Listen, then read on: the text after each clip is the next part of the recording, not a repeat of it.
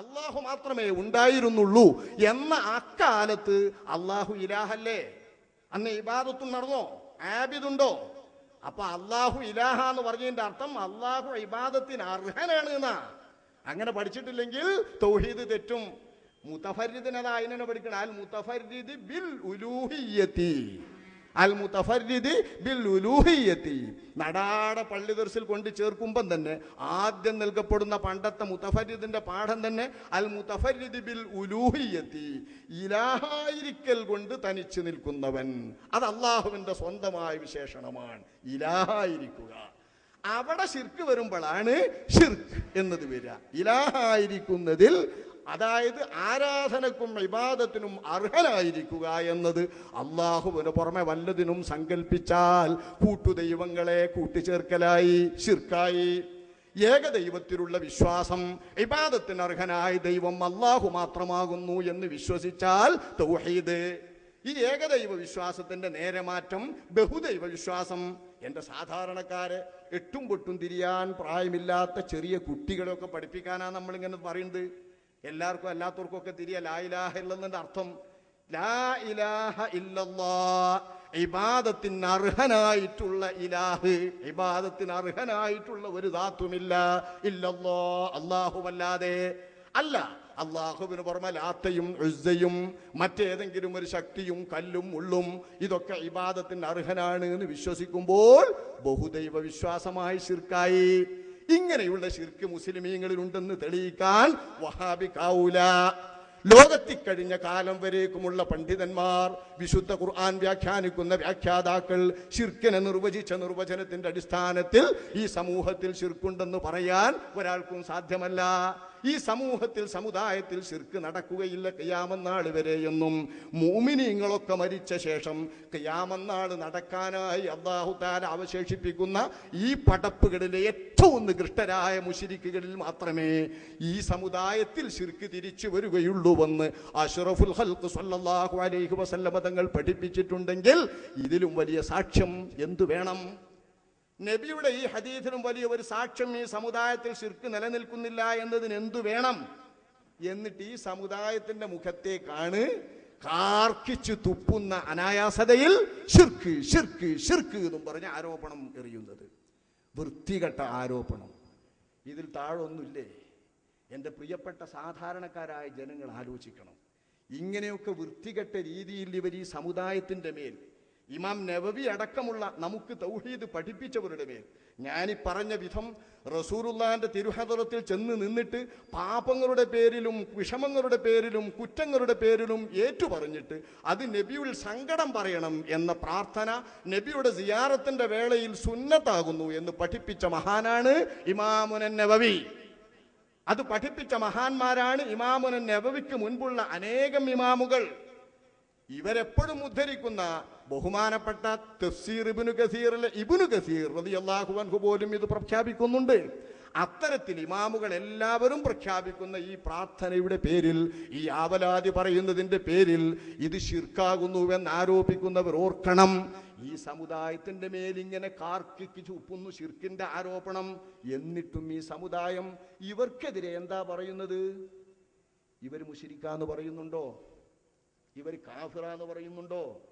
എന്ന് മാത്രമല്ല, ഈ സമുദായത്തിൽ പെട്ട വിദേഹത്തിന്റെ കക്ഷികളുടെ മേലിൽ ഒരാളുടെ മേലിലും കുഫർ ആരോപിക്കരുത് എന്നതാണ് അഹ്ലുസുന്നത്തിന്റെ ഏറ്റവും വലിയ മുഖമുദ്ര, വലിയ അടയാളം. നമ്മൾ ആ കുഫർ ആരോപിക്കുന്നില്ല, ശിർക്കാരോപിക്കുന്നില്ല. വഹാബികൾ ശിർക്കാരോപണത്തെ പറ്റി പറയുമ്പോൾ അതിരസകരമായി ഇപ്പം പറയുന്നത് ഞങ്ങൾ ശിർക്കാരോപിക്കുന്നല്ലേ ഉള്ളൂ, കാഫിറാന്ന് പറഞ്ഞിട്ടില്ലല്ലോ, കുഫർ ആരോപിക്കുന്നില്ലല്ലോ എന്നാണ്. അതും വേണമല്ലോ സാധാരണക്കാർക്കും തിരിയാ. മുസ്ലിംമാർക്കൊക്കെ വേഗം തിരിയും, സാധാരണക്കാർക്ക് പെട്ടെന്ന് തിരിയൂല. കാഫിറാകുക എന്ന് പറഞ്ഞു ശിർക്ക് എന്നതും കാഫിറാകുന്നതാ വലിയ ഗൗരവം, ശിർക്ക് അതിലും ചെറിയതാണ് എന്നാപ്പ ഇവർ ഈ പറഞ്ഞതിൻ്റെ ധ്വനി. കുഫർ എന്നത് ഈമാനിന്റെ വിരുദ്ധമായ എല്ലാത്തരം മില്ലത്തിൽ നിന്ന്, ദീനിൽ നിന്ന് പുറത്തു പോകുന്നതിൻ്റെയും പേരാണ്. ഈ കുഫറിൻ്റെ അകത്തെ ഏറ്റവും ഗൗരവതരമായിട്ടുള്ളതാണ് ശിർക്ക്. ഇത് ആലോചിക്കണങ്ങൾ. കുഫർ എന്തുകൊണ്ട് വരാ? ഒരു മുസഹഫിന്റെ കഷ്ണം നമ്മൾ പിടിച്ചിട്ട് ആ മുസഹഫിന്റെ കഷ്ണം നിസ്സാരമാക്കി പിച്ച് ചീന്തിയാൽ ആള് കാഫിറാകും.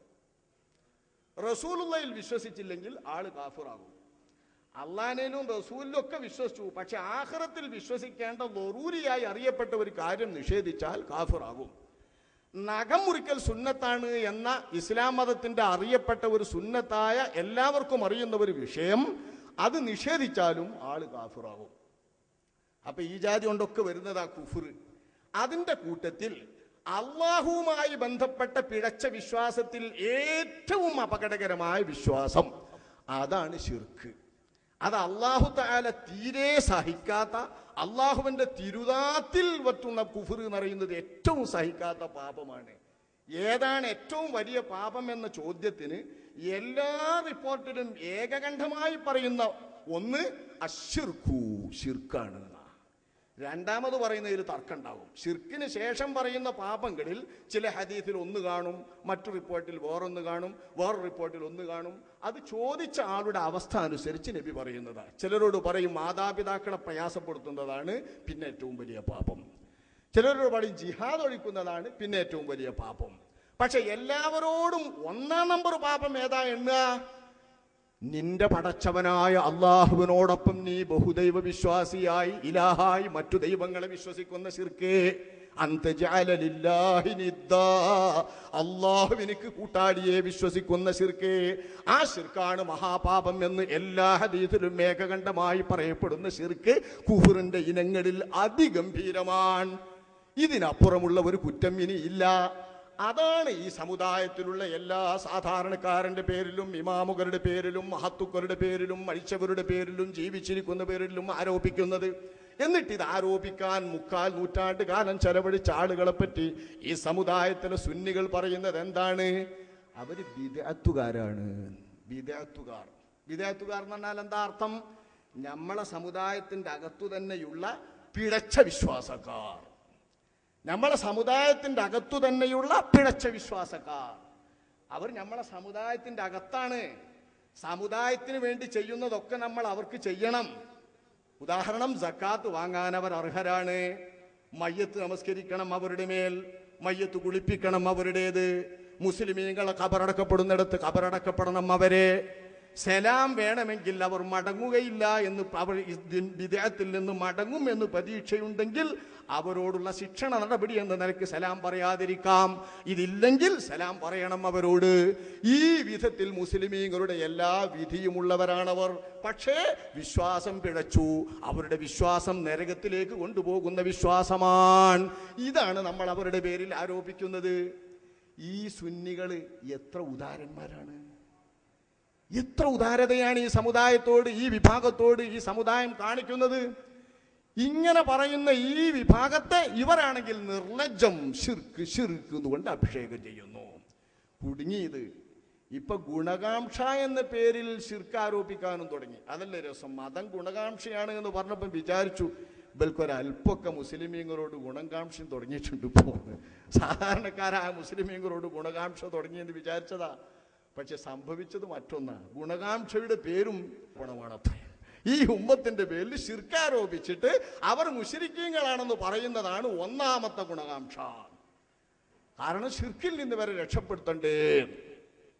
ഈ സമുദായത്തെ ശിർക്കിൽ നിന്ന് ഖിയാമത്ത് നാൾ വരെ രക്ഷപ്പെടുത്തുന്ന ദൗത്യം അഷ്റഫുൽ ഖൽഖ് സ്വല്ലല്ലാഹു അലൈഹി വസല്ലം തങ്ങൾ സാധിച്ചിട്ടുണ്ട്. അള്ളാഹുവിന്റെ റസൂലാകട്ടെ കഴിഞ്ഞ കാലത്തെ നബിമാരും മുർസലീങ്ങളും അവരെ നിയോഗിച്ചയക്കപ്പെട്ട ജനതയിൽ സാധിച്ചതിനേക്കാൾ വലിയ വിജയം തൗഹീദിന്റെ പ്രബോധന രംഗത്ത് നബി സാധിച്ചത് അന്ത്യനാൾ വരെ ശാശ്വതമായി തൗഹീദിൽ നിൽക്കുന്ന സമുദായത്തെ നബി തങ്ങൾ വാർത്തെടുത്തു എന്നുള്ളതാണ്. അങ്ങനെ ഒരു നബിക്കും ഉമ്മത്തില്ല. എന്നിട്ട് ഈ ഉമ്മത്തിനെ പുറത്താക്കുന്നത് ഖബറിനോൽക്കലോ ഖബർ സിയാറത്തിങ്കലോ ചെയ്യുന്നതിനെ കുറിച്ച്. ആകട്ടെ, ഞാനൊരു ചില കാര്യം സൂചിപ്പിക്കാം. ഇത്തിരി കാര്യങ്ങൾ ക്ലിപ്പിങ്ങിലൊക്കെ അവർ കാണിക്കുന്ന ചില്ലറ കാര്യങ്ങൾ വരുത്തിയിട്ട് അത് പറയുന്നത്. ഈ സമുദായത്തിൽ നടക്കുന്ന ഖബറിന്റെ അടുത്തുള്ള എല്ലാ സംഗതികളും മഹാത്മാക്കളോട് സങ്കടം പറയുന്ന നമ്മുടെ ഇസ്തിശ്ഫാഉം ഇസ്തിവാസയും ഒക്കെ ഈ സമുദായ ഷിയാക്കളിൽ നിന്ന് പകർത്തതാണ് എന്നാണ് ഇപ്പൊ പുതിയതായിട്ട് കാച്ചുന്നത്. ഇത് പുതിയതാ, ഷിയാക്കളിൽ നിന്ന് പകർത്തത്. ഇപ്പൊ അത് മനുഷ്യന്മാരെ പറ്റിക്കാൻ ഷിയാക്കളിൽ നിന്ന് പകർത്തെടുത്തതാണ്. ഈ ഷിയാക്കൾ എന്ന് പറയുന്നവർ ഉണ്ടായിട്ട് എത്ര കാലമായിടോ? ഷിയാക്കൾ എത്ര കാലമായി ഉണ്ടായിട്ട്? അലി ഇബ്നു അബീ ത്വാലിബ് റളിയല്ലാഹു അൻഹുവിന്റെ കാലത്തുണ്ടായവരല്ലേ ഷിയാക്കൾ. അലിയാരുടെ പുത്രൻ അഷ്റഫുൽ ഖൽഖിന്റെ പൗത്രൻ ഹുസൈൻ റളിയല്ലാഹു അൻഹുവിനെ കൊല്ലുമ്പോൾ പോലും ഷിയാക്കളില്ലേ. അലി റളിയല്ലാഹു അൻഹുവിന്റെ ഖബർ കൂഫയിലെ ഖസ്റുൽ ഇമാറയിൽ എവിടെയാണെന്നറിയപ്പെടാതെ ഖബറടക്കപ്പെട്ടതു തന്നെ ഷിയാക്കൾ അവിടുത്തെ ശരീരം മാന്തിയെടുക്കുമെന്ന് പേടിച്ചിട്ടല്ലേ. അത്രമേൽ സമുദായത്തിൽ പേടിക്കപ്പെട്ട അലിയാരുടെ കാലത്തുള്ള ഷിയാക്കൾ. ഏതാ കാലം? ഹിജറയുടെ ആദ്യത്തെ 30 വർഷത്തിന്റെ മുമ്പാ അലി റളിയല്ലാഹു അൻഹു തങ്ങളുടെ ഖിലാഫത്ത്. അലിയാർ വഫാത്താകുന്ന കാലത്ത് നബിയുടെ ഖിലാഫത്തിന്റെ 30 വർഷം കഴിഞ്ഞിട്ടില്ല. അക്കാലത്ത് തന്നെയുള്ള ഷിയാക്കൾ അവരുടെ കാലത്തെ ഉള്ള ആചാരമാണ് ഇതെങ്കിൽ ഹുസൈൻ എന്നവരുടെ ഖബറിങ്കലും മഹാത്മാക്കളുടെ ഖബറിങ്കലും നൂറ്റാണ്ടുകളായി അവർ നടത്തി വരുന്ന ആചാരങ്ങളുടെ പേരിലോ നമ്മുടെ സങ്കടം പറയുന്ന ഇസ്തിശ്വാഇന്റെ പേരിലോ ഷിയാക്കളെ ശിർക്കെന്നാരോപിച്ച വല്ല പണ്ഡിതനും ഇബ്നു തീമിയക്ക് മുമ്പ് കഴിഞ്ഞു പോയിട്ടുണ്ടോ? വഹാബികളുടെ ഗാങ്ങിൽ ശ്രദ്ധിക്കണം. വഹാബികൾ പ്രത്യേകം ചിന്തിക്കണം. ഇബ്നു തീമിയ വരുന്നത് ഹിജറ 8-ാം നൂറ്റാണ്ടിൽ. മരിച്ചുപോയ മഹാത്മാക്കളോട് സങ്കടപ്പെടുന്നതിന്റെ പേരിൽ, ആവലാതി പറയുന്നതിന്റെ പേരിൽ ആളുകളിൽ ശിർക്ക് വരും എന്ന് ഒന്നാമതായി പറഞ്ഞ ആൾ ഇബ്നു തീമിയ. അതിന്റെ മുമ്പ് ആരെങ്കിലും പറഞ്ഞിട്ടുണ്ടോ എന്ന് അറിയണം. ഇവര് പറഞ്ഞു ഇവർക്കൊക്കെ എത്തുന്നറിയോ? അള്ളാന്റെ റസൂല് മാത്രമല്ല, കഴിഞ്ഞ കാലത്തെ മുഴുവൻ നബിമാരും മരിച്ചുപോയ മഹാത്മാക്കളോട് വിളിച്ചു പ്രാർത്ഥിക്കുന്ന ശിർക്കിനെതിരെ പഠിപ്പിക്കാൻ വന്നവരാണ്. സുബ്ഹാനല്ലാഹ്. അള്ളാന്റെ റസൂല് മാത്രമല്ല, നബി തങ്ങളുടെ മുമ്പ് കഴിഞ്ഞു പോയ അമ്പിയാക്കന്മാരൊക്കെ മരിച്ചുപോയ മഹാത്മാക്കളോട് വിളിച്ചു പ്രാർത്ഥിക്കുന്ന ശിർക്കിനെതിരെ രംഗത്ത് വന്നവരാണ്. ഒന്ന് ചോദിച്ചോട്ടെ മൗലവിമാരെ, വഹാബികളുടെ കേന്ദ്രത്തിൽ ഈ ചോദ്യം എത്തണം. മറ്റന്നാൾ വരുന്ന സാഹിബിന്റെ മുന്നിലും ഈ ചോദ്യം എത്തണം. ശ്രദ്ധിച്ച് തന്നെ മനസ്സിലാക്കണം. മുഹമ്മദ് നബി സ്വല്ലല്ലാഹു അലൈഹി വസല്ലമ തങ്ങളുടെ കാലത്ത് നബി തങ്ങൾ ഏതെങ്കിലും മക്കത്തെ മുശ്രിക്കുകൾ ആ കാലത്ത് മരിച്ചുപോയ മഹാത്മാക്കളെ വിളിച്ചു പ്രാർത്ഥിച്ചതായുള്ള ഒരു ഉദ്ധരണി, ഒറ്റ ഉദ്ധരണി ചരിത്രത്തിന്റെ പിൻബലത്തിൽ തെളിയിക്കാൻ വഹാബികൾക്ക് സാധിക്കുമോ? നബിന്റെ കാലത്തെ മുശ്രിക്കുകളും മരിച്ചുപോയവരോട് പ്രാർത്ഥിക്കുക, ആ ശിർക്കിനെതിരിലാണ് നബി തൗഹീദ് പഠിപ്പിച്ചത്. നബി അതിന്റെ മുമ്പ് മുമ്പത്തെ അവിടെ ഇരിക്കട്ടെ, ഞാൻ നബിന്റെ കാലത്തെ ശേഷം ചരിത്രം കിട്ടുമല്ലോ. മറ്റേത് ചിലപ്പം ബൈബിളും മറ്റൊക്കെ തരേണ്ടി വരും, കിതാബില്ല എന്നൊക്കെ പറഞ്ഞു തരും. നബിന്റെ അവിടെ നിന്ന് ഇങ്ങോട്ട് ചരിത്രം ഉണ്ടല്ലോ. നബിന്റെ അവിടെ നിന്ന് ഇങ്ങോട്ടുള്ള വ്യക്തമായ ചരിത്രത്തിൽ വെച്ചിട്ട് വഹാബി പറയട്ടെ, നബി തങ്ങളുടെ കാലത്ത് ഏതെങ്കിലും മക്കത്തെ മുശ്രിക്കുകൾ മരിച്ചുപോയ വല്ലവരെയും വിളിച്ചു പ്രാർത്ഥിച്ച വല്ല ശിർക്കും ഒരു ഉദ്ധരണിയും തെളിയിക്കാൻ സാധിക്കുമോ? കാണൂല.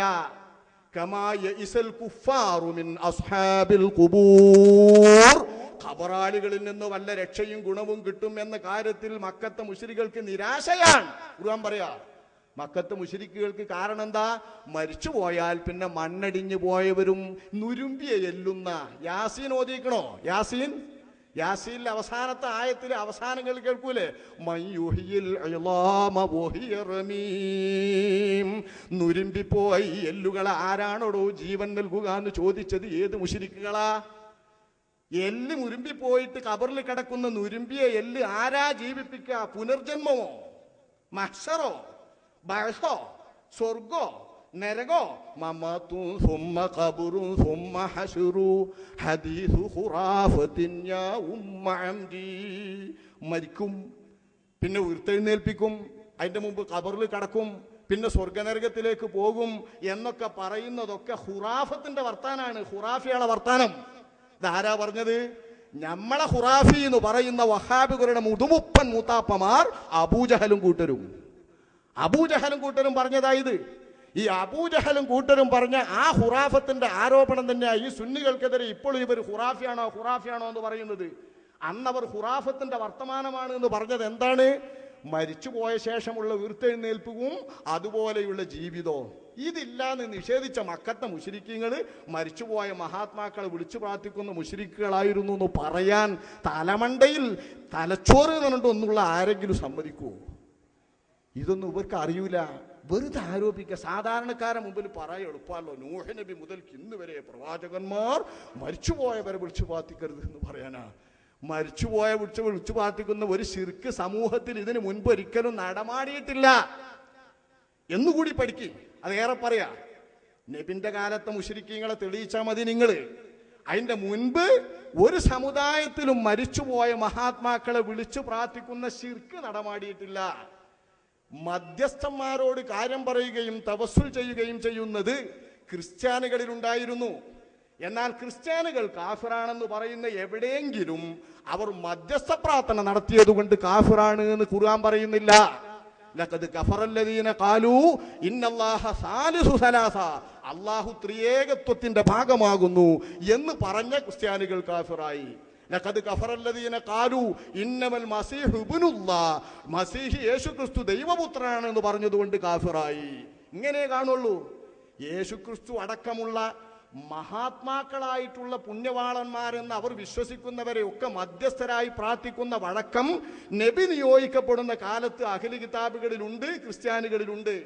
ഖുർആൻ പറയുന്നത് കേട്ടില്ലേ? ഇസ്തഫ്തഹു വകാനൂ യസ്തഫ്തിഹൂന അലല്ലദീന കഫറൂ. നബി തങ്ങളെ കൊണ്ട് നബിയുടെ ആഗമനത്തിന്റെ മുൻപ് അവർ മധ്യസ്ഥ പ്രാർത്ഥന നടത്തിയിരുന്നവരാണ്. മധ്യസ്ഥ പ്രാർത്ഥന നടത്തിയിരുന്നവരാണ് ക്രിസ്ത്യാനികൾ. എന്നിട്ടും അവർക്ക് വേദങ്ങളിൽ അടയാളം പറഞ്ഞറിയുന്ന മുത്തുനബി വന്നപ്പോൾ കഫറൂ ബിഹി, നബി അവർ അറിഞ്ഞതേ ഇല്ല, അവർ അവിശ്വസിച്ചു പോയി എന്ന് ഖുർആൻ പറയുന്നത് മധ്യസ്ഥ പ്രാർത്ഥന നടത്തിയുന്നവരുടെ മധ്യസ്ഥ പ്രാർത്ഥന ഉദ്ധരിച്ചുകൊണ്ടാണ്. അത് കുഫറാണെന്നോ ശിർക്കാണെന്നോ ഖുർആൻ പറഞ്ഞോ? അത് കുഫറാണെന്ന് ഖുർആൻ പറഞ്ഞോ? ഇല്ല. ഇതൊക്കെ പഠിക്കണം. ഈ മധ്യസ്ഥ പ്രാർത്ഥനയുടെയോ ആവലാതിപ്പെടന്റെയോ ഇസ്തിശ്ഫാഇന്റെയോ പേരിലാണ് ഈ സമുദായത്തിന്റെ മേൽ ശിർക്കാരോപിക്കുന്നത്. ബാക്കിയൊക്കെ ചെയ്തിയല്ലേ. ഇനി ക്ലിപ്പിങ് കാണിക്കുന്നതൊക്കെ ചെയ്തിയാണ്. എവിടെയോ പോയിട്ട് ഖബറിന് സുജൂദ് ചെയ്യുന്നറിയും. അങ്ങനെ ചെയ്തിട്ടുണ്ടാകാം. വല്ല അവിശ്വാസികളും ഒന്ന് സുജൂദ് ചെയ്യുന്നുണ്ടാവും. അല്ലെങ്കിൽ വല്ല വിവരദോഷിയും വന്ന് കണ്ട് സുജൂദിന്റെ ആകൃതിയിൽ അഭിവാദനമോ അഭിവന്ദനമോ ഓല ആചാരപ്രകാരം ചെയ്യുന്നുണ്ടാവും. ഇതൊക്കെ തെറ്റ് തന്നെ. ആ തെറ്റായ ആചാരങ്ങളെ അങ്ങനെയാ പഠിപ്പിക്കുക. തെറ്റായ ആചാരമാണതെന്ന് അത് മമ്പർത്ത് കാണാനല്ലോ, നമ്മളെ കേരളത്തിൽ എവിടെയും കാണാനല്ലോ. ഇത് കേരളത്തിലെ ഉലമാക്കൾ ജാഗ്രതയോടുകൂടെ ഉണർത്തിയതിന്റെ ഫലമല്ലേ? നമ്മുടെ പ്രധാനപ്പെട്ട സിയാറത്ത് കേന്ദ്രങ്ങളിൽ എവിടെയെങ്കിലും നിങ്ങൾ ക്ലിപ്പിങ്ങിൽ കാണിക്കുന്ന തരത്തിലുള്ള ഖബറിങ്ങിൽ എന്തെങ്കിലും കാണിക്കുന്ന വേലകളുണ്ടോ? ഇല്ല. എന്തുണ്ടാകും? ഖബറിങ്ങൾക്ക് വല്ല പൂക്കെട്ടും കൊടുക്കുക, പൂവിന്റെ കെട്ട്. ഖബറിങ്ങിൽ കൊണ്ടുപോയി വസ്ത്രം ഇടുക, ഇതൊക്കെ കാണും. ഇതൊക്കെ വസ്തുനിഷ്ഠമായി നമ്മുടെ ഫിഖ്ഹിന്റെ കിതാബുകളിൽ ഓരോന്നിന്റെയും വിധി പറഞ്ഞിട്ടുണ്ട്. സുന്നത്തായ കാര്യങ്ങൾ അതിലുണ്ട്, മുസ്തഹബായ കാര്യങ്ങൾ അതിലുണ്ട്, അക്കൂട്ടത്തിൽ അനുവദനീയമായ കാര്യങ്ങളുണ്ട്, ചിലത് കറാഹത്തായ കാര്യങ്ങളുണ്ട്, ചിലത് ഹറാമായ കാര്യങ്ങളുമുണ്ട്. അതൊക്കെ ഫുഖഹാവ് പറഞ്ഞതുപോലെ പറയാൻ വേണമെങ്കിൽ അതിനപ്പുറം പോയിട്ട് എന്തോ ഒരു പ്രവൃത്തി കാണുമ്പോൾ ശിർക്കാന്നാ പറയാ. ഇനി സുജൂദ് തന്നെ ചെയ്താൽ ശിർക്കാന്ന് പറയാൻ പറ്റുമോ? അങ്ങനെയാണെങ്കിൽ ഞാൻ ചോദിക്കട്ടെ, യൂസുഫ് നബി അലൈഹിസ്സലാമിന് സുജൂദ് ചെയ്തവരല്ലേ അദ്ദേഹത്തിന്റെ പിതാവ് യാക്കൂബ് നബി അലൈഹിസ്സലാം? യാക്കൂബ് നബിയും തന്റെ 11 മക്കളും യൂസുഫ് നബി അലൈഹിസ്സലാമിന് സുജൂദ് ചെയ്തുവെന്ന് ആരാ പറഞ്ഞത്? യൂസുഫ് സൂറത്തിൽ അല്ലാഹു വഖറൂ ലഹു സുജ്ജദാ, വഖറൂ ലഹു സുജ്ജദാ. യാക്കൂബ് നബിയും 11 മക്കളും യാക്കൂബ് നബിയുടെ ഭാര്യയും യൂസുഫ് നബി അലൈഹിസ്സലാമിന്റെ ഈജിപ്തിൽ ചെന്നുകൊണ്ട് സിംഹാസനത്തിലിരിക്കുന്ന യൂസുഫ് നബിയുടെ മുൻപിൽ സുജൂദിലായി വീണു. ഖുർആന്റെ പ്രയോഗ വഖറൂ ലഹു സുജ്ജദാ, സുജൂദ് ചെയ്തുകൊണ്ട് വീണു. അപ്പൊ വീണ് കിടക്കുന്ന സുജൂദ് തന്നെയായി ചെയ്തത്. അതാണ് അല്ലാമ ഇബ്നു കസീർ പറഞ്ഞത് സജദലഹു അബവാഹു വഇഖ്വതുഹു, മാതാവും പിതാവും അദ്ദേഹത്തിന്റെ സഹോദരങ്ങളും യൂസുഫ് നബിക്ക് സുജൂദ് ചെയ്തു. വകാന ദാലിക സായിഗം ഫീ ശരീഅതിഹിം, അവരുടെ ശരീഅത്തിൽ അത് അനുവദനീയമായിരുന്നു എന്ന് മാത്രമല്ല ഇബ്നു കസീർ കൂട്ടി പറയുന്നു, മുത്തുനബിയുടെ ശരീഅത്ത് വരെയുള്ള കഴിഞ്ഞ കാല ശരീഅത്തുകളിലൊക്കെയും അത് അനുവദനീയമായിരുന്നു. ശിർക്കാണെങ്കിൽ അനുവദനീയമാകുമോ? ഏതെങ്കിലും ഒരു സമുദായത്തിൽ ശിർക്ക് അനുവദനീയമായിട്ടുണ്ടോ? ഏതെങ്കിലും ഒരു സമുദായത്തിൽ ശിർക്ക് അനുവദനീയമായിട്ടുണ്ടോ? എങ്കിൽ യാക്കൂബ് നബിയുടെ സുജൂദ്, ഈ സുജൂദ് ശിർക്കല്ല എന്ന് വ്യക്തല്ലേ? യാക്കൂബ് നബി തൗഹീദ് പഠിപ്പിക്കാമെന്ന പ്രവാചകരല്ലേ? യൂസുഫ് നബി അള്ളാഹുവിന്റെ മുർസലായ നബിയല്ലേ? ആ മുർസലായ നബിക്ക് സുജൂദ് ചെയ്തുകൊണ്ട് ശിർക്ക് കാണിച്ചു, ശിർക്ക് പ്രവർത്തിച്ചു എന്ന് വഹാബി പറയും പോലെ നമുക്ക് പറയാൻ പറ്റുമോ? നമുക്കറിയാം പ്രവൃത്തിയല്ല ശിർക്ക് എന്ന്. ഇത് കേൾക്കുമ്പോൾ സുജൂദ് ചെയ്താലും തെറ്റില്ല എന്നാ ഇയാൾ പറയുന്നത് എന്ന് ഇനി ക്ലിപ്പിങ് വെക്കരുത്. അങ്ങനെ ഞങ്ങൾ പറയുന്നില്ല. സുജൂദ് നമ്മുടെ ശരീഅത്തിൽ വിലക്കപ്പെട്ടു. വിലക്കപ്പെട്ടതുകൊണ്ട് നമ്മുടെ ശരീഅത്തിൽ അതനുവദനീയമല്ല, കുറ്റകരമാണ് എന്നു മാത്രമല്ല കുഫറിന്റെ അടയാളമായും പ്രവർത്തിച്ചാൽ കാഫിറാകുന്നു എന്ന് വിധി എഴുതാൻ പറ്റുന്ന കുറ്റമായും ഈ ശരീഅത്ത് അതിനെ എണ്ണിയിരിക്കുന്നു. മുസഹഫ് ചീന്തിയാൽ കാഫിറാകും പോലെ, മുസഹഫ് ചീന്തിയാൽ കാഫിറാകും പോലെ, മുസഹഫിന്റെ കഷ്ണമെടുത്തുകൊണ്ട് ഏതെങ്കിലും ഒരു വേണ്ടാത്ത സ്ഥലത്തേക്ക് ഇട്ടാൽ കാഫിറാകുന്നത് പോലെ, പള്ളിയിൽ തുപ്പിയാൽ പോലും ചിലപ്പോൾ കാഫിറാകുന്നത് പോലെ കാഫിറാകും. ഇങ്ങനെ കാഫിറാകുന്ന പ്രവൃത്തികളിൽ എണ്ണിയിട്ടുണ്ട്. ശിർക്കിൽ എണ്ണാൻ പറ്റൂല. ശിർക്ക് വിശ്വാസമാണ്, ബഹുദൈവ വിശ്വാസം. കുഫ്ർ എന്നതാവട്ടെ രിദ്ദത്തിന്റെ ബാബിൽ വരുമ്പോൾ അത് പ്രവൃത്തി കൊണ്ടും വരും, കരുത്തുകൊണ്ടും വരും, ചൊല്ലുകൊണ്ടും വരും. അങ്ങനെയുള്ള കുഫറിൽപ്പെട്ടത് എന്ന് പറയാൻ സുജൂദിനെ പറ്റുമെന്നല്ലാതെ ശിർക്ക് എന്ന് പറയാൻ ന്യായമില്ല, വഴിയില്ല. എങ്കിൽ യാക്കൂബ് നബി ശിർക്ക് ചെയ്തു എന്ന് നിങ്ങൾ പറയേണ്ടി വരും. നിങ്ങൾക്ക് ചെയ്തിയാണല്ലോ ശിർക്ക്, പ്രവൃത്തിക്കൊക്കെ നിങ്ങൾ ശിർക്ക് എന്ന് പറയൂ. എന്നാ യാക്കൂബ് നബി ശിർക്ക് ചെയ്തു എന്ന് പറഞ്ഞോ? പാടില്ല. അപ്പൊ അതാ പറയുന്നത്, ഈ പ്രവൃത്തിക്ക് ശിർക്ക് എന്ന് പറയൂല. ഖബറുമായി ബന്ധപ്പെട്ട് കാണിക്കുന്ന ക്ലിപ്പിങ്ങിൽ കാണിക്കുന്നത് ചിലത് ഹറാം, ചിലത് കറാഹത്ത്, ചിലത് സുന്നത്ത്. അത് ഫിഖ്ഹിന്റെ കിതാബുകളുടെ അടിസ്ഥാനത്തിൽ പ്രമാണങ്ങളുടെ വെളിച്ചത്തിൽ ചർച്ച ചെയ്യണം. ഈ വിഷയത്തെ കണ്ടുകൊണ്ട് ഈ ഉമ്മത്തിന്റെ പേരിൽ ശിർക്ക് ആരോപിക്കരുത്. ശിർക്ക് വിശ്വാസത്തിലുള്ള ഏറ്റവും മോശപ്പെട്ട പിഴച്ചതാണ്. ശിർക്ക് അല്ലാഹു തആല പൊറുക്കുകയില്ല. അതിന് താഴെയുള്ളത് അല്ലാഹു ഉദ്ദേശിക്കുന്നവർക്ക് അല്ലാഹു പൊറുത്തു കൊടുത്തേക്കാം. ശിർക്ക് അല്ലാഹു പൊറുക്കൂല. നബിയെ, അങ്ങയിലേക്കും അങ്ങയുടെ മുമ്പുള്ള പ്രവാചകന്മാരിലേക്കും അല്ലാഹു വഹി അറിയിച്ചു, ലഇൻ അശ്റക്ത ലയഹ്ബതന്ന അമലുക്. തങ്ങൾക്ക് ശിർക്കുണ്ടായാൽ, തങ്ങൾ ശിർക്കിൽ അകപ്പെട്ടാൽ തങ്ങളുടെ അമല് പൊളിഞ്ഞു പോകും. കിട്ടോ? മുത്തുനബിയിൽ നിന്ന് ശിർക്കുണ്ടാവോ? മുൻ പ്രവാചകന്മാരിൽ നിന്ന് ശിർക്കുണ്ടാകുമോ? വഹിയിന് തെരഞ്ഞെടുക്കപ്പെട്ടവരിൽ നിന്ന് ശിർക്കുണ്ടാകുമോ? ഇല്ല. സാങ്കല്പികമായി പോലും അല്ല പറയാണ്, ശിർക്കുണ്ടാവാനിടയില്ലാത്ത നിങ്ങൾ പ്രവാചകന്മാരിൽ നിന്ന് സാങ്കല്പികമായി ശിർക്കുണ്ടായാൽ ലയഹ്ബതന്ന അമലുക, സകല അമലുകളും പൊളിഞ്ഞു പോകും. ഈ മഹാകുറ്റമായ ശിർക്കാകുന്നു സമുദായത്തിന്റെ പേരിൽ ആരോപിക്കുന്നത്. ഇതാവട്ടെ മതം ഗുണകാംക്ഷിയാണ് എന്ന് പറഞ്ഞ പേരിൽ. എടോ, ഗുണകാംക്ഷയാണ് മതം എന്ന് പഠിപ്പിക്കുന്ന ഹദീസിലും ആരോടാ ഗുണകാംക്ഷ എന്ന് പറഞ്ഞിട്ടില്ലേ? അത് അഷ്റഫ് വാക്കയുടെ പ്രസംഗത്തിൽ പറഞ്ഞ് കേട്ടില്ലേ? ഒന്ന് അള്ളാനോട്, ഒന്ന് അള്ളാന്റെ കിതാബിനോട്, ഒന്ന് അള്ളാന്റെ റസൂലിനോട്. ഇനി മുസ്ലിമീങ്ങളോട് പറഞ്ഞത് എങ്ങനെയാ? ആ ഗുണകാംക്ഷയുള്ള നിങ്ങൾ പറഞ്ഞെടുക്കുന്നത് മുസ്ലിമീങ്ങളോട്. മുസ്ലിമീങ്ങളോട് എങ്ങനെയാ റസൂല് പറഞ്ഞത്? വലിയ ഇമ്മത്തിൽ മുസ്ലിമീൻ വലി ആമ്മത്തിഹിം. മുസ്ലിമീങ്ങളിൽ നിന്നുള്ള ഇമാമുമാരോടും സാധാരണക്കാരോടും. രണ്ടു കൂട്ടരാ മുസ്ലിമീങ്ങളിൽ. മുസ്ലിമീങ്ങളിൽ നിന്നുള്ള ഇമാമുമാരോടും മുസ്ലിമീങ്ങളിൽ നിന്നുള്ള ബഹുജനങ്ങളോടും. ആരാ ഇമാമുമാർ? ആരാണ് ഇമാമുമാർ? അനുകരണീയരായ മാതൃകാ പുരുഷന്മാരായ പിന്തുടരപ്പെടേണ്ട മഹാത്മാക്കളായ ആളുകളാണ് അയിമ്മത്ത്. ഈ അയിമ്മത്തിനോടുള്ള ഗുണകാംക്ഷ മഹാനായ ഇമാമുൻ നവവി റളിയല്ലാഹു അൻഹു വിവരിക്കുന്നത്, മഹാന്മാരായ ഇമാമുകളെ അവരർഹിക്കുന്ന വിധം ബഹുമാനിക്കുകയും അവരോട് ആദരവ് പ്രകടിപ്പിക്കുകയും അവർ ശരീഅത്തിന്റെ നിയമങ്ങൾ പഠിപ്പിച്ചു തരുന്നത് അള്ളാഹുവിന്റെ ദീനായി മനസ്സിലാക്കി പിൻപറ്റുകയും ചെയ്യുക. നിങ്ങൾ പറയുന്നത് എന്താ? പുരോഹിതന്മാർ വലിച്ചെറിയണം അവരെ. കിതാബും സുന്നത്തും മുറുകെ പിടിച്ചോ. കടലാസ് മുറുകെ പിടിച്ചോളി. സൂക്ഷ്മ ജീവിതത്തിന്റെ ഇമാമുകളെ വലിച്ചെറിയണം. അള്ളാന്റെ റസൂൽ ഒരിക്കൽ പറഞ്ഞു, ഹാദാ അവാനു യുഖ്തലസു ഫീഹിൽ ഇൽം. ഇൽമിനെ റാഞ്ചിയെടുക്കപ്പെടുന്ന സന്ദർഭമാണിത്. ഇൽമിനെ റാഞ്ചിയെടുക്കപ്പെടുന്ന സന്ദർഭം. ഇപ്പൊ ഇൽമു ഉയർന്നു പോകും. അള്ളാഹുവിന്റെ റസൂൽ ഇത് പറഞ്ഞപ്പോ സിയാദ് ഇബ്നു ലബീദ് റളിയല്ലാഹു അൻഹു തങ്ങൾ പറഞ്ഞു, നബിയേ, ഞങ്ങൾ ഖുർആൻ ഓതുന്നില്ലേ? ഞങ്ങളെ പെൺകുട്ടികൾക്ക് ഖുർആൻ പഠിപ്പിക്കുന്നില്ലേ? ഞങ്ങൾ ആൺകുട്ടികൾക്ക് ഖുർആൻ പഠിപ്പിക്കുന്നില്ലേ? എന്നിട്ട് ഈ ഖുർആനും ഇൽമും എങ്ങനെ ഉയർന്നു പോകും? അള്ളാന്റെ റസൂല് പറഞ്ഞു, യാ സിയാദ്, ഓ സിയാദ്, നിന്നെ ഞാൻ മദീനത്തെ വലിയ ഫുഖഹാക്കളിൽപ്പെട്ട ആളാന്നാ വിചാരിച്ചിരുന്നത്. ഇതാ പന്റെ ചോദ്യം. മഹാനായ റസൂലുള്ള പറയാ, ഇതാണോ നിന്റെ ചോദ്യം? നിന്നെ ഞാൻ വിചാരിച്ചത് മദീനത്തെ ഏറ്റവും വലിയ ഫുഖഹാക്കളിൽ വമ്പനാന്ന്. ഇതാണോ നിന്റെ ചോദ്യം? എന്നിട്ട് നബി പറയാ, ജൂതന്മാരുടെ കയ്യിൽ തൗറാത്തില്ലേ? ക്രിസ്ത്യാനികളുടെ കയ്യിൽ ഇഞ്ചീലില്ലേ? ഇഞ്ചീലും തൗറാത്തും കയ്യിലുണ്ടായിട്ട് വായിച്ചിട്ട് പരിഭാഷ ചെയ്ത് വായിപ്പിച്ചിട്ട് അവരിൽ ഇൽമുണ്ടോ? അവരിൽ ഇൽമുണ്ടോ? പിന്നെ എങ്ങനെയാ പോവുക? ഇൽമിനെ ചുമക്കുന്ന വാഹകർ, ഇൽമിന്റെ വക്താക്കളായ ഉലമാക്കൾ മരിക്കുമ്പോഴാ ഇൽമു പോവുക. ഉലമാക്കളുടെ നെഞ്ചിലാ ഇൽമ്, ഉലമാക്കളുടെ കൽബിലാ ഇൽമ്, ഉലമാക്കളുടെ കൽബിലെ വെളിച്ചമാണ് ഇൽമ്.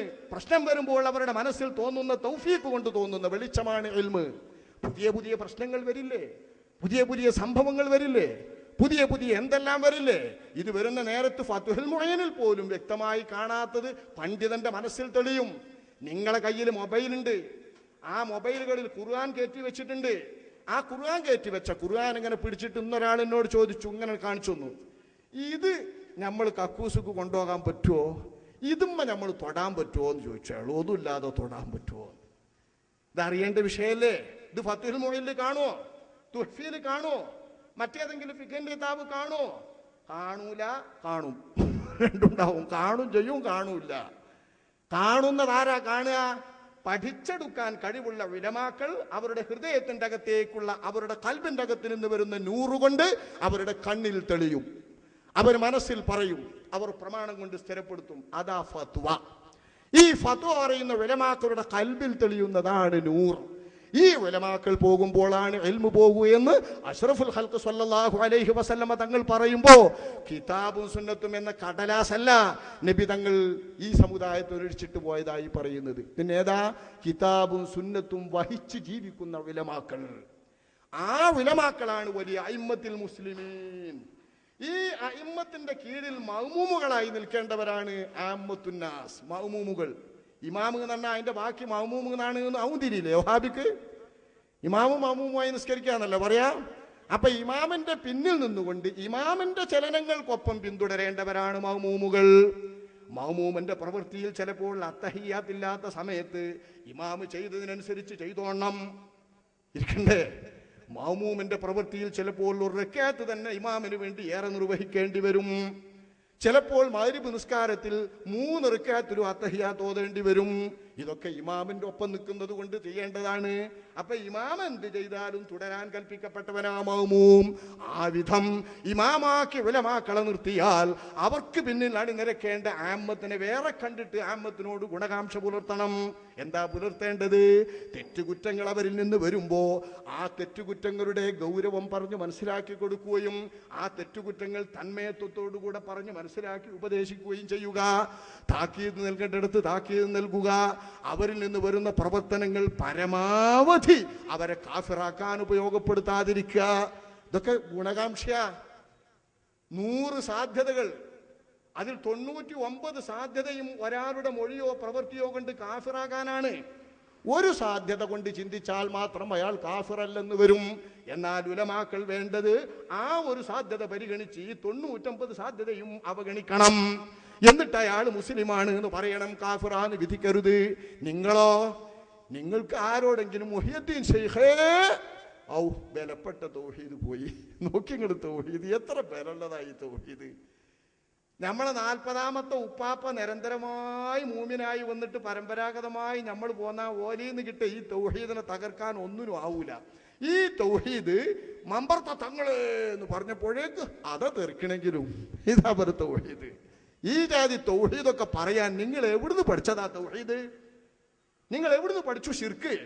ശിർക്കിന്റെ നിർവചനം പറയും. അള്ളാഹുവിനെ ഇബാദത്ത് ചെയ്യുകയാണ് ശിർക്ക് എന്ന് പറയരുത്, അത് പൊട്ടയാ. ആ വാദം പറഞ്ഞാൽ ഒന്ന് മനസ്സിലാക്കണം, അള്ളാഹുവിന്റെ ഹബീബായ നബി ആഖിറത്തിനെ പഠിപ്പിക്കുമ്പോൾ അത് വ്യക്തമായ ഒരു ഹദീസ് കാണാം. എല്ലാവരും സ്വർഗത്തിൽ കടത്തി നരകത്തിൽ കടത്തിയതിന്റെ ശേഷം നരകത്തിൽ നിന്നൊരാളെ അള്ളാഹു പുറപ്പെടുവിക്കും. ആ പുറപ്പെടുവിക്കുന്ന ആളുടെ വരവും പോക്കൊക്കെ റസൂലുള്ളാഹി വിവരിക്കുന്നത് ഞാൻ പറ്റി പറയുന്നില്ല. അദ്ദേഹത്തെ കുറിച്ച് നബി പറയുന്നു, ഒരു നല്ല അമലും ഒരു നന്മയും അയാളുടെ പ്രവർത്തിയില്ല. വിശ്വാസം മാത്രമേ ഉള്ളൂ. വിശ്വാസം മാത്രമേ ഉള്ളൂ. വിശ്വാസം മാത്രമുള്ള ഒരു വികാരത്തും ചെയ്യാത്ത ഒരാളെ അല്ലാഹു തആല അവസാനം നരകത്തിൽ നിന്ന് കൊണ്ടുവരും. എന്നിട്ട് അദ്ദേഹത്തെ ശുപാർശ പ്രകാരം സ്വർഗത്തിലേക്ക് പ്രവേശിപ്പിക്കും. ഖാല റസൂലുള്ളാഹി. അത് നബി തങ്ങൾ വിവരിക്കുന്നത് തിരിയില്ലെങ്കിൽ ജമാഅത്തുകാർ പുറത്തിറക്കുന്ന ബുക്കിലും കാണും. പരലോകത്തെക്കുറിച്ച് ഓല് പുറത്തിറക്കണ്ടല്ലേ, അതൊന്നും എടുത്തു നോക്കി ഹദീസ് കാണാ. അള്ളാന്റെ റസൂലിന്റെ മുമ്പിൽ വരുന്നതും അള്ളാന്റെ മുമ്പിൽ വരുന്നതും ചോദിക്കുന്നതൊക്കെ ഇയാളെ നബി എന്താ വിശേഷിപ്പിച്ചത്? തൗഹീദ് മാത്രമേയുള്ളൂ, ഒരു ഇബാദത്തും ചെയ്തില്ല. ഈ മണ്ടന്മാരുടെ തൗഹീദ് പ്രകാരം അള്ളാഹുവിനെ ഇബാദത്ത് ചെയ്താലേ തൗഹീദ് ഉണ്ടാവൂ, അള്ളാഹു അല്ലാത്തവർക്ക് ഇബാദത്ത് ചെയ്താലേ ശിർക്ക് ഉണ്ടാവൂ. ഇനി ഒരാൾ അള്ളാഹുവിന് പുറമെ ഒരു ഇലാഹിനെ വിശ്വസിച്ചു, പക്ഷെ ഇബാദത്തൊന്നും ചെയ്തില്ല, എന്നാൽ ബൽക്ക് ശിർക്ക് ഉണ്ടാവില്ല. കാരണം എന്തേ? അള്ളാഹു അല്ലാത്തവർക്ക് ഇബാദത്ത് ചെയ്തില്ലല്ലോ. ഇബാദത്ത് എന്ന ചെയ്തിയിലേക്ക് കൊണ്ടുപോയി, പ്രവൃത്തിയിലേക്ക് കൊണ്ടുപോയി ശിർക്കിനെ കെട്ടിയതും തൗഹീദിനെ കെട്ടിയതുമാണ് മുഹമ്മദ് ബിൻ അബ്ദുൽ വഹാബ് വഹാബി പ്രസ്ഥാനത്തിന് വേണ്ടി ചെയ്ത ഒന്നാമത്തെ സൂത്രം. അവിടെ പിഴച്ചു. നിങ്ങൾ അത് മനസ്സിലാക്കുന്നിടത്ത് പിഴച്ചു. അദ്ദേഹം അത്തൗഹീദ് എന്ന കിതാബ് ഉണ്ടാക്കുമ്പോൾ അതിൽ കാണിച്ച വികൃതി ഇതാണ്. ഈ വികൃതിയിലൂടെ വന്നതാ നിങ്ങളുടെ ശിർക്കാരോപണം. ആ ശിർക്കാരോപണം നിർത്താൻ നിങ്ങൾ തൗഹീദും ശിർക്കും ശരിക്കും പഠിക്കുക, പഠിച്ച് വിവരം പറയുക. കർമ്മം കൊണ്ട് ശിർക്ക് വരുമോ എങ്കിൽ തെളിയിക്കണം. തൗഹീദ് എന്നത് കർമ്മം കൊണ്ട് വരുമോ എങ്കിൽ തെളിയിക്കണം. കർമ്മം തൗഹീദിന്റെ ഭാഗമാകാം, അത് വേറെ വിഷയം. തൗഹീദ് എന്ന അടിസ്ഥാനപരമായ വിശ്വാസമാണ്. ആ വിശ്വാസത്തിന്റെ ഭാഗമായി ആചാരം വരും, തൗഹീദിന്റെ ആചാരം. ശിർക്ക് എന്ന ബഹുദൈവ വിശ്വാസത്തിന്റെ ഭാഗമായി ശിർക്കിന്റെ ആചാരം വരും. ഈ ആചാരമാണോ മരിച്ചുപോയ മഹാത്മാക്കളുടെ മുമ്പിൽ ആവലാതി പറയല്? അതല്ലെന്നതിന് നിങ്ങൾ ഓതുന്ന ഹദീസിന്റെ തെളിവല്ലേ? മുത്തുനബി തങ്ങൾ എന്നെ ഇബാദത്ത് ചെയ്യുന്ന എന്റെ ഖബറിനെ ഇബാദത്ത് ചെയ്യപ്പെടുന്ന വസനാക്കരുതേന്ന് പ്രാർത്ഥിച്ചിട്ട് ആ ഖബറിങ്കൽ നടക്കുന്നതല്ലേ ഈ ഇസ്തിശ്ഫാഇ? ആ ഖബറിങ്കൽ മുറക്ക് നടക്കുന്നതല്ലേ ഈ ആവലാതി പറച്ചിൽ? ആ ഖബറിങ്കൽ മുറക്ക് നടക്കുന്നതല്ലേ മരണപ്പെട്ടു പോയ മുത്തുനബിയെ വിളിക്കൽ? ഇത് ഇബാദത്താകുമോ? ഖബർ പൂജയാകുമോ? പൂജയാകുമെങ്കിൽ അള്ളാന്റെ റസൂലിന്റെ ഈ ദുആ അള്ളാഹ് സ്വീകരിച്ചിട്ടുണ്ടോ? എന്നാ ഇല്ലെന്ന് തെളിയിച്ചു പറയും. ഈ ദുആ അല്ലാഹു തആല സ്വീകരിച്ചിട്ടില്ല നബിൻ്റെത്. അതുകൊണ്ട് ഇക്കാരൻ നബിന്റെ ഖബറിങ് എങ്ങനെയൊക്കെ എവിടെ കാണിക്കാൻ കാരണമോന്ന് നാളെ മറ്റന്നാളത്തെ പ്രസംഗത്തിൽ അത് പറയണം. നിങ്ങൾ എവിടെയെങ്കിലും നടക്കുന്ന എന്തെങ്കിലും ഓതിപ്പടിച്ച പഴകിയ ഡേറ്റും കിട്ടി വന്നിട്ട് ക്ലിപ്പിങ്ങും കാണിച്ച് മനുഷ്യനെ പൊട്ടന്മാരാക്കാൻ നടക്കരുത്. സാധാരണ ജനങ്ങൾക്ക് വ്യക്തമായി തിരിയുന്ന ഭാഷയിൽ തൗഹീദ് ശിർക്കിൽ തന്നെ ഈ ഉമ്മത്ത് ഭിന്നിക്കുന്നു എന്ന് തോന്നുന്നത് എത്ര മോശമായ ഫലമാണ് കൂട്ടരെ. എന്തിനാ നബി വന്നത്? സമ്പൂർണമായ ഒരു ദീനിനെ പ്രചരിപ്പിച്ച് സമ്പൂർണമായ ഒരു ദീനിനെ പൂർത്തിയാക്കി തന്നത് ഈ നബിയുടെ കാലത്ത് മാത്രമല്ലേ? എന്നിട്ട് ഈ നബിയുടെ പൂർണ്ണമായ ദീനിൽ അവിടുത്തെ വിശ്വാസികൾക്ക് തൗഹീദും ശിർക്കും പടിഞ്ഞില്ല, തിരിഞ്ഞില്ല എന്ന് പറയുന്നത് എത്ര മോശമായാണ് ഈ ദീനിനെ ചിത്രീകരിക്കുന്നതും ഈ ഉമ്മത്തിനെ ചിത്രീകരിക്കുന്നതും. നിങ്ങൾ ആലോചിക്കണ്ടേ ഇതിന്റെ ഗൗരവം? അതുകൊണ്ട് ഏറ്റവും പ്രധാനമായ ഈ തൗഹീദ് ശിർക്കിനെ സംബന്ധിച്ചു തന്നെയാകട്ടെ ഇവിടത്തെ വഹാബികൾക്ക് അവരുടെ സംഘടനാ ബലമുണ്ടല്ലോ. എത്രയോ സംവാദത്തിൻ്റെയും വാദപ്രവാദത്തിൻ്റെ കാസറ്റല്ല ഇവിടെ ഇറങ്ങണ്, ക്ലിപ്പിംഗ് ആയിട്ട്.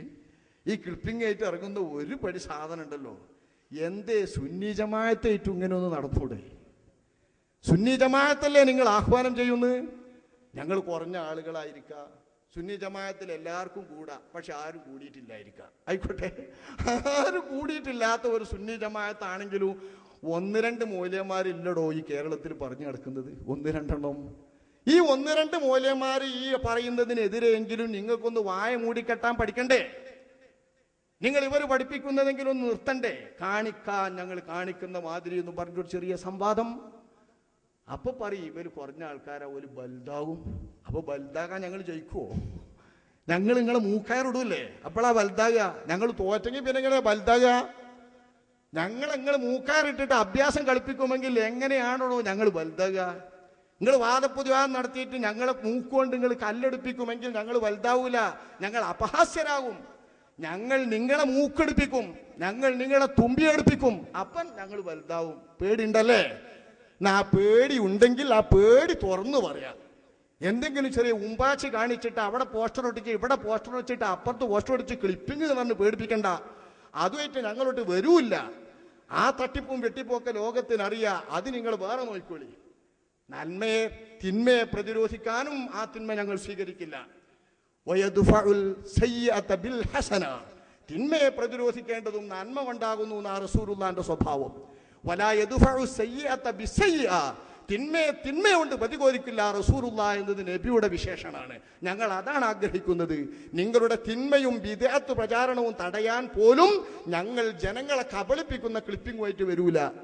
അതായിട്ട് നിങ്ങൾ വരരുത്, മത്സരിക്കാൻ വരരുത്. വായയിട്ട് വായ രേഖ വേണമെങ്കിൽ മാസികകളിലാണെങ്കിൽ അങ്ങനെയാവാം, സംവാദം അങ്ങനെയും പറ്റുമല്ലോ. പേജിൽ എത്ര നിങ്ങൾ സംവാദം നടത്തുന്നുണ്ട് നിങ്ങൾ നോക്കി. സങ്കടം വരുന്നത് നമ്മൾ വല്ലപ്പുഴ എന്ന് പറഞ്ഞ സ്ഥലത്ത് മൗലൂദുമായി ബന്ധപ്പെട്ടുകൊണ്ടൊരു വലിയ തർക്കം അങ്ങോട്ടും ഇങ്ങോട്ടും നടന്നു. അവസാനം അവിടുത്തെ ആളുകൾ നിർബന്ധമായി ബന്ധപ്പെട്ട് അവിടെ ഒരു പ്രസംഗം ഉണ്ടാക്കി. നമ്മൾ പോയി പ്രസംഗിച്ചു. ഈ പ്രസംഗത്തിൽ നിങ്ങൾ മൗലിദ് കിതാബുകൾ എന്ന പേരിൽ പ്രചാരപ്പെട്ട ഏത് കിതാബുകൾ കൊണ്ടുവന്നാലും അതിൻ്റെ ചട്ടക്കുള്ളിൽ മുസ്ലിമീങ്ങൾ പാരായണം ചെയ്യുന്ന അംഗീകരിക്കുന്ന ഏത് മൗലൂദിലുള്ളതും സത്യമാണ്, പ്രമാണങ്ങൾക്ക് വിരുദ്ധമല്ല എന്ന് തെളിയിക്കും. തയ്യാറുണ്ടെങ്കിൽ സംവാദത്തിന് തയ്യാറാകൂ എന്ന് പറഞ്ഞ് വെല്ലുവിളിച്ചിട്ട് ഒരു മറുപടിയുമില്ലാതെ ആ ഇടപാടും പ്രസംഗവും തൽക്കാലം നിർത്തിപ്പോയ കൂട്ടര് അൽ-ഇസ്ലാഹ് എന്നൊരു സാധനമുണ്ട്. ഇപ്പൊ കാളമൂത്രം, ഈ കാളമൂത്രം ഒന്നിച്ച് വിസർജിക്കുന്ന ഒരു സാധനം, ആ സാധനത്തിൻ്റെ അകത്ത് എഴുതാണ്. അവസാനത്തെ അടവായിട്ട് നജീബ് മൗലവിനെയും കൊണ്ടുവന്നു. അവസാനത്തെ അടവായിട്ട് ആരെ കൊണ്ടുവന്നോലോ? APക്കാർ കൊണ്ടുവന്നു. അതിലാരോപിക്ക. എന്നിട്ട് അദ്ദേഹം വെല്ലുവിളിച്ചപ്പോ അതിന് തയ്യാറാകുന്ന എവിടുന്നോ വിളിയാളം മുഴങ്ങിയപ്പോ മൂപ്പര് വണ്ടി പോയി. ഇതൊക്കെ കേൾക്കുന്നതല്ലേ? എവിടുന്നോ വിളിയാളം മുഴങ്ങിന്നാ, എവിടുന്നോ വിളിച്ചു പറഞ്ഞപ്പോ മൂപ്പര് വണ്ടി പോയിന്നാ. വിളിച്ചു പറയണ്ട, സംഘടിപ്പിച്ചവരുണ്ട്, പറയുന്ന മുസ്ലിയാരുണ്ട്. ഇവരുടെ കയ്യിലോ ഇവരുടെ ഏതെങ്കിലും ബന്ധപ്പെട്ടവരുടെ കയ്യിലോ നിങ്ങൾ സമ്മതിക്കുന്ന ഒരു രേഖ തന്നാൽ അൽ-ഇസ്ലാഹുകാരുമായി സംവാദമാകാം. അൽ-ഇസ്ലാഹുകാരന്റെ മൂത്താപ്പ പാർട്ടിയുമായിട്ടാകാം. എന്നിട്ടല്ലേ അൽ-ഇസ്ലാഹുകാരന്റെ മൂത്താപ്പ അതിലെഴുതുന്നവർ ഇരുന്നോട്ടെ ഓല മൂത്താപ്പയായിട്ട് സംവാദം നടത്താം. ഇതെന്തുകൊണ്ടാണ്? ഇത് അള്ളാഹുവിന്റെ ദീനായതുകൊണ്ട്. ഈ ദീനിൽ പ്രമാണങ്ങളുണ്ട്. ഈ ദീനിന്റെ പ്രമാണങ്ങൾ കൊണ്ട് തെളിഞ്ഞതാണ് മുഅ്മിനീങ്ങളായ ആളുകൾ പരമ്പരാഗതമായി കൊണ്ടു നടക്കുന്ന സത്യമായ ആചാരം. ഇത് സത്യമാണെന്ന് തെളിയിക്കാൻ കഴിയും എന്ന് ഉറപ്പുണ്ട്, പ്രതീക്ഷയുണ്ട്. അതൊരിക്കലും പിഴക്കുകയില്ല. ഈ ബോധ്യം കൊണ്ടാ, അഹങ്കാരമല്ല.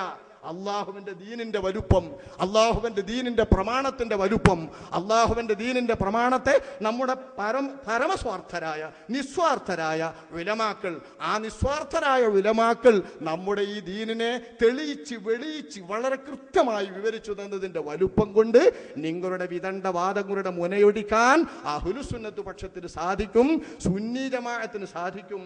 അതുകൊണ്ട് സുന്നി ജമാഅത്തിനെതിരെ വസ്തുതയാണ് ശിർക്ക്, ആരോപണമല്ല. സമൂഹത്തിൽ ശിർക്കുണ്ട് എന്ന് പറയാൻ വരുന്ന മൗലവി ഇക്കാര്യത്തിൽ പ്രതികരിക്കണം. തൗഹീദ് ശിർക്കിന്റെ നിർവചനം പറയണം. പ്രവൃത്തി കൊണ്ട് തൗഹീദ് വരുമോ? പ്രവൃത്തി കൊണ്ട് ശിർക്ക് വരുമോ? ശിർക്കിന്റെ ശരി നിർവചനമെന്ത്? തൗഹീദിന്റെ ശരി നിർവചനമെന്ത്? ഇബാദത്തുള്ള എന്ന് തൗഹീദിനും ഇബാദത്ത് വൈരില്ല എന്ന് ശിർക്കിനും വെക്കുന്നതാണ് നിങ്ങളുടെയും അഭിപ്രായമെങ്കിൽ ഞാൻ ഈ ചോദിച്ച സംശയങ്ങൾക്കൊക്കെയും മറുപടി പറയണം. നന്ന ചുരുങ്ങിയത് പരലോകത്തെ സംബന്ധിക്കുന്ന ഹദീസിൽ ഒരു ഖൈറും ചെയ്യാത്ത ഒരാൾ വരും, അയാൾക്ക് ഈമാനുണ്ട്, തൗഹീദുണ്ട്, അതുകൊണ്ട് തൗഹീദ് മാനിച്ച് അയാളെ ശഫാഅത്ത് കൊണ്ട് സ്വർഗത്തിൽ കടത്തുമെന്ന് മുത്തനബി പറഞ്ഞ ബുഖാരി മുസ്ലിമിന്റെ ഹദീസിൽ പറഞ്ഞ അദ്ദേഹത്തിന് ഇബാദത്തുള്ള ഇല്ല, അള്ളാഹു മാത്രമാണ് ഇലാഹും ഇബാദത്ത് ചെയ്യപ്പെടേണ്ടവനും എന്ന് അംഗീകരിച്ചിട്ടേ ഉള്ളൂ. ആ അംഗീകരണമുള്ള തൗഹീദിനെ അദ്ദേഹത്തിന് സ്വർഗം കൊടുക്കുന്നത്. അദ്ദേഹം ഇബാദത്ത് ചെയ്തിട്ടില്ല എങ്കിൽ അദ്ദേഹം മുവഹിദല്ലേ, അദ്ദേഹത്തിന് തൗഹീദ് ഇല്ലേ എന്ന് മറുപടി പറയണം.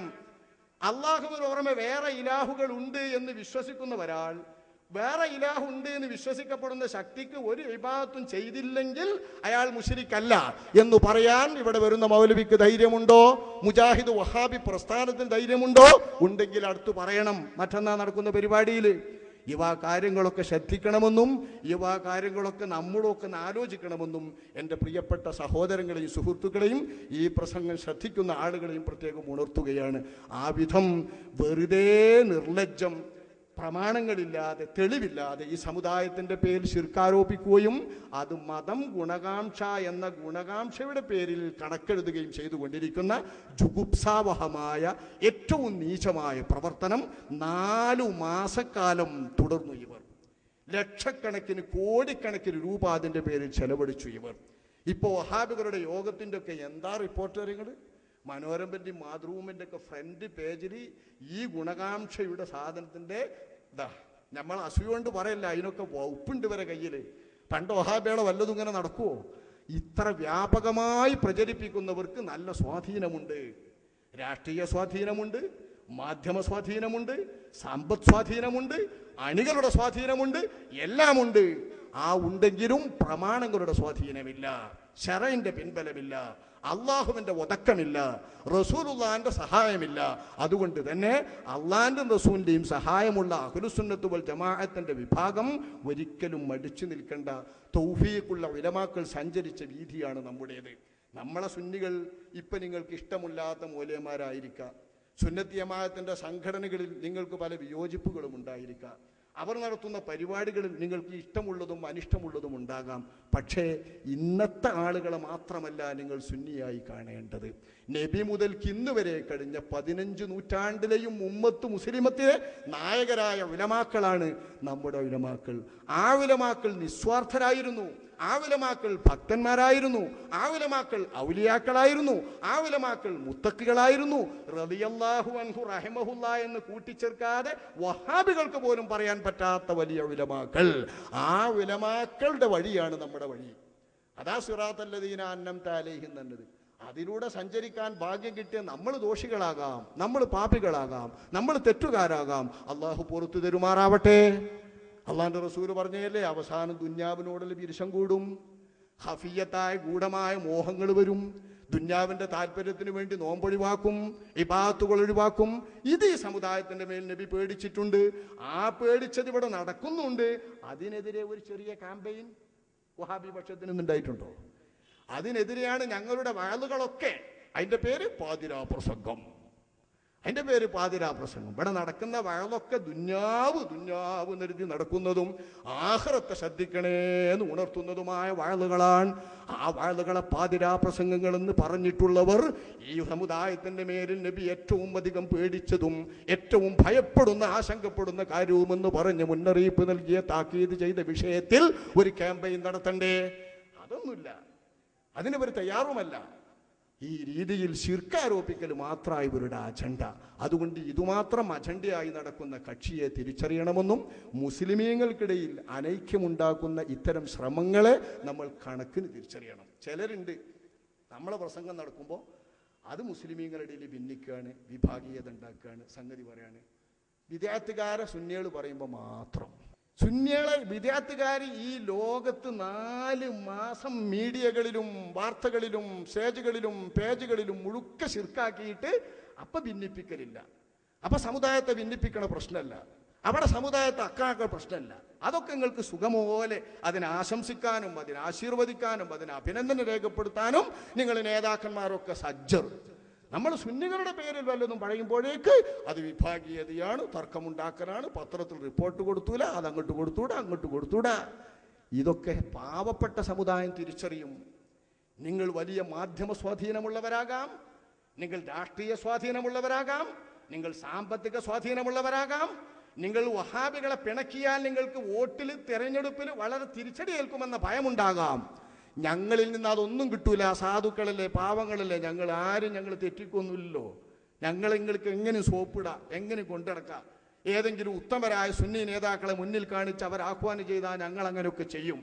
പക്ഷെ അങ്ങനെ എപ്പോഴും ഈ സമുദായത്തെ പറ്റിക്കാമെന്ന് കരുതുന്നുണ്ടെങ്കിൽ അവർ പ്രത്യേകം ഓർക്കണം, അവർ പ്രത്യേകം തിരിച്ചറിയണം, സമുദായത്തെ ഭിന്നിപ്പിക്കാൻ നടക്കുന്നത് ആരാണ്. സമുദായത്തിലെ ബഹുഭൂരിപക്ഷം ശിർക്കാരോപിക്കുന്ന ഈ വിഭാഗത്തെ ശിർക്കാരോപിക്കുന്നതിനൊന്ന് തടി. ശിർക്കാരോപിക്കുക എന്ന് പറഞ്ഞാൽ നമ്മൾ മുസ്ലിമീങ്ങൾ എന്താണ് ഈ പറയുന്നത്? ഇതൊന്ന് തടഞ്ഞു വെക്കാൻ രാഷ്ട്രീയ സ്വാധീനമുള്ളവർക്കാവുമോ? ഇത് തടഞ്ഞു വെക്കാൻ സാമ്പത്തിക പിൻബലമുള്ള മുതലാളിമാർക്കാകുമോ? ഇത് തടഞ്ഞു വെക്കാൻ മുസ്ലിങ്ങളായ വലിയ മാധ്യമ സ്വാധീനമുള്ളവർക്കാകുമോ? എങ്കിൽ നമ്മൾ വിജയിച്ചു. സമുദായം 3/4 നൂറ്റാണ്ടുകാലം വിസർജിച്ചത് വളരെ ഗൗരവതരത്തിൽ വിസർജിച്ച് ഈ സമുദായത്തിന്റെ മേൽ ശിർക്കാരോപിക്കുമ്പോൾ മദ്ലൂമുകളായ മർദ്ദിതരായ ചൂഷിതരായ ഈ സാധുക്കൾ അള്ളാഹിനോട് ദുആ ചെയ്യും. അതെങ്കിലും പേടിക്കണം എന്ന് ഉണർത്തിക്കൊണ്ട് ഈ ശിർക്കാരോപണം മതത്തിന്റെ പേരിലും ഗുണകാംക്ഷയുടെ പേരിലും പ്രചരിപ്പിച്ചുകൊണ്ടിരിക്കുന്ന ദുശക്തികളെ അല്ലാഹു സുബ്ഹാനഹു വ തആല പ്രമാണങ്ങൾ കൊണ്ട് സഹായിക്കില്ല എന്ന നിലക്കു തന്നെയാണ് നമ്മൾ പറയുന്നത്. ആ വിഭാഗത്തോട് പ്രമാണത്തിന്റെ വെളിച്ചത്തിൽ, സത്യത്തിന്റെ വെളിച്ചത്തിൽ, ഏതെങ്കിലും തെളിവുകളുടെ വെളിച്ചത്തിൽ ന്യായമായ പരസ്യമായ സംവാദത്തിനുള്ള സുതാര്യമായ വ്യവസ്ഥയിലൂടെ ശരിക്കും സംവാദം നടത്താൻ തയ്യാറാണ് അഹ്ലുസുന്നത്ത് വൽ ജമാഅത്തിന്റെ പേരിൽ സംഘടിച്ച കേരള സുന്നി ജമാഅത്ത്. ഇതിന്റെ മുന്നിൽ സംസ്ഥാനമില്ല, ഇതിൻ്റെ മുമ്പിൽ സമസ്ത എന്നില്ല. ഇതൊക്കെ ബോധപൂർവം ഇത് രൂപീകരിക്കുന്ന സമയത്ത് ചെയ്തിട്ടുള്ളതാണ്. എല്ലാ 4 സുന്നി സംഘടനകളോടും ഇതിൻ്റെ ബൈലോ അയച്ചു കൊടുത്തുകൊണ്ട് അംഗീകരണം ആവശ്യപ്പെട്ടുകൊണ്ടാണ് കേരള സുന്നി ജമാഅത്ത് പ്രവർത്തന രംഗത്തേക്ക് ഇറങ്ങിയിട്ടുള്ളത്. അതുകൊണ്ട് തന്നെ കേരള സുന്നി ജമാഅത്തിന്റെ അജണ്ട ബിദ്അത്തിനെതിരെയുള്ള അജണ്ടയാണ്. ഈ അജണ്ട വെച്ചുകൊണ്ട് തന്നെ തെക്കും വടക്കും ബിദ്അത്തുകാർ നടത്തിയ എല്ലാ തേരോട്ടങ്ങൾക്കെതിരെയും ആവശ്യമുള്ള സന്ദർഭങ്ങളിൽ പ്രതികരിക്കുവാൻ ഈ സംഘത്തിനും ഈ സംഘത്തിന്റെ പ്രവർത്തകരായ ഞങ്ങൾക്കും സാധിച്ചിട്ടുണ്ട്. ഇൻഷാ അല്ലാഹ് ഇനിയും ഈ സംഘം മുന്നോട്ട് ഗമിക്കണം. അതിന് നിങ്ങൾ എല്ലാവരുടെയും പിന്തുണ വേണം. ദീനിനെ സ്നേഹിക്കുന്ന എല്ലാവരുടെയും പിന്തുണ വേണം. എല്ലാവിധ ഒത്താശകളും വേണം, സഹായങ്ങൾ വേണം.